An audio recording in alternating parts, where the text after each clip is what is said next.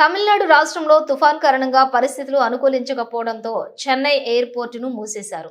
మూసేసే నిర్ణయం తీసుకోవడానికి గల ఈ విమానం ల్యాండింగ్ కు ఏర్పడిన పరిస్థితే కారణం. ల్యాండ్ అవ్వలేక మళ్లీ గాల్లోకి లేచిన వైనం చూస్తే ఎంత ప్రమాదకర ప్రయత్నం చేశారో అర్థమవుతుంది. ఈ వీడియో సోషల్ మీడియాలో వైరల్ అవుతోంది.